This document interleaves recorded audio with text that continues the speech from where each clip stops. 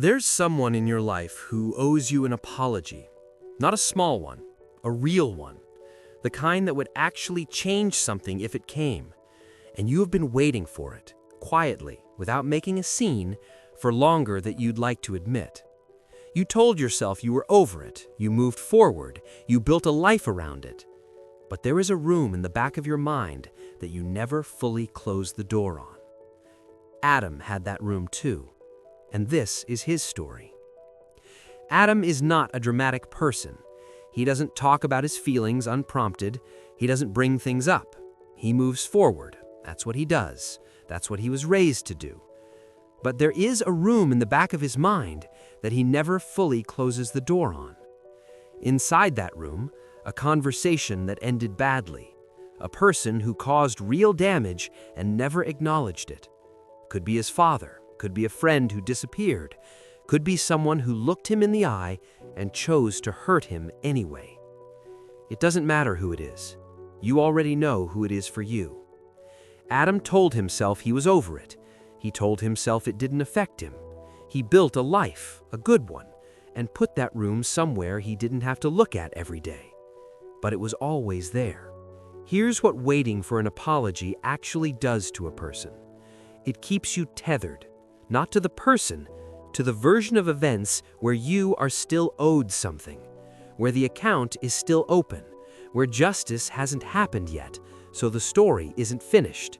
And because the story isn't finished, you can't fully move. Adam didn't realize this. He thought he had moved. He had the job, the friendships, the routine.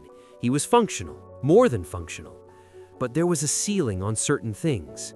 A ceiling on how close he let people get. A ceiling on how much he trusted his own judgment. Because once, a long time ago, he trusted someone completely, and that person used it. Psychologists call this an open loop. Your brain cannot file away an unresolved experience. It keeps returning to it, not because you're weak, not because you're stuck, but because the mind genuinely believes that if it thinks about it enough times, it will find a resolution. It won't, not that way.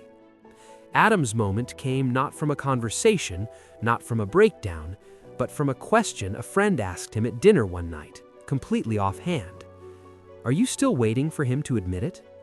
Adam said no, immediately, then sat with it for 3 days, because the honest answer was yes.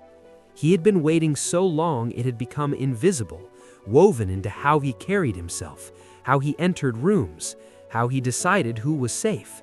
The apology had become a condition for feeling okay about what happened, a condition for being allowed to fully close the door. And the person who owed it to him had moved on completely, had probably not thought about it in years. Adam was the only one still in the room. Here's the one thing that actually helps. Stop waiting for acknowledgement and start writing your own verdict. Not forgiveness, that's a different conversation and nobody is rushing you there.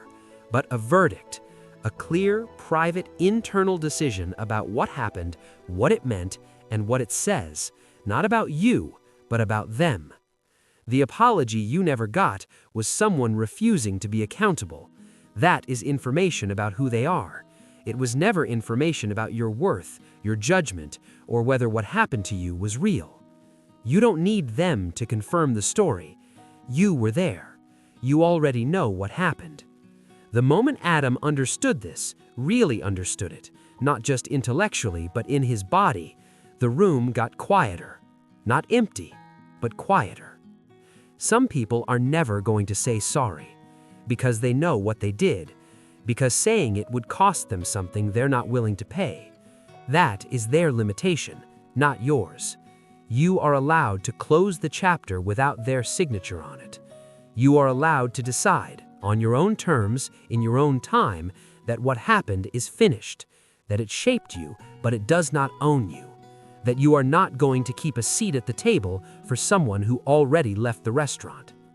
Adam learned that. Maybe it's your turn.